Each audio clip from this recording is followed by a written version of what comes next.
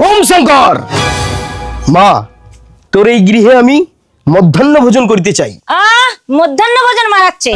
এই নাও, এই ফলটা নিয়ে বিদায় হও।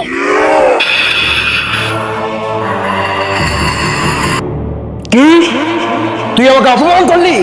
যা, আজ তোকে আমি অভিশাপ দিলাম, যে অহংকারে তুই আমাকে অপমান করলি, সেই অহংকারের আগুনে তোর এই মুখটা জ্বলে পুড়ে ছারখার হয়ে যাবে।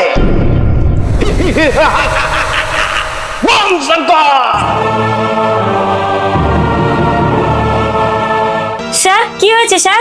আপনার স্বামীর নাম কি বিশ্বনাথ? হ্যাঁ স্যার, আমার স্বামীর নাম বিশ্বনাথ। কিন্তু আমার স্বামী কি করেছে স্যার? আপনার স্বামী যে কোম্পানিতে চাকরি করত, সেই কোম্পানি থেকে কয়েক লক্ষ টাকা চুরি করেছে। না না স্যার, আমার স্বামী এরকম করতেই পারে না। আপনার স্বামী চুরি করেছে কি করেনি, থানায় নিয়ে গিয়ে দুঘা দিলে সব সত্যি কথা বেরিয়ে আসবে। আপনার স্বামীকে বের করুন। এই কি হয়েছে? কি ব্যাপার স্যার? হঠাৎ করে আপনি? হঠাৎ করে কেন এসছি? চল থানায় চল, তোকে কারণটা বুঝিয়ে দিচ্ছি। আরে এসব কি হচ্ছে? আমি তো কিছুই বুঝতে পারছি না। এখন আমি কি করি? আবার তুমি এখানে এসছো? বেরিয়ে যাও এখান থেকে, কোনো খাবার নেই এখানে। আমি এখানে খাবার খেতে আসিনি রে পাপি, আমি এসেছি তোর পতন দেখতে। চুপ! কিছুদিন আগেই তো বলেছিলে আমার মুখ পুড়ে যাবে। কই আমার মুখ পুড়েছে? কই? মূর্খ নারী কোথাকার, তোর স্বামী তো পুলিশের হাতে চোরের দায়ে ধরা পড়েছে। আজ থেকে গ্রামের লোকজন তোকে বলবে তুই চোরের বউ। আর এই চুরির অপবাদে তুই গ্রামে কারুর কাছে তোর এই পোড়া মুখটা আর দেখাতে পারবি না।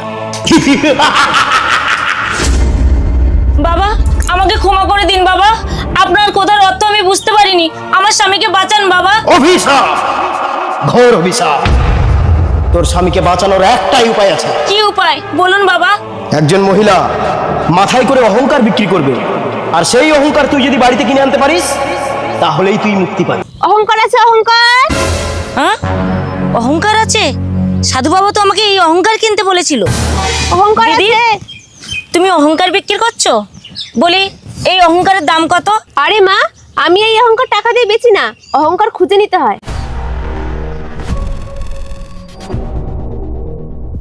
নাও মা, এবারে খুঁজে নাও।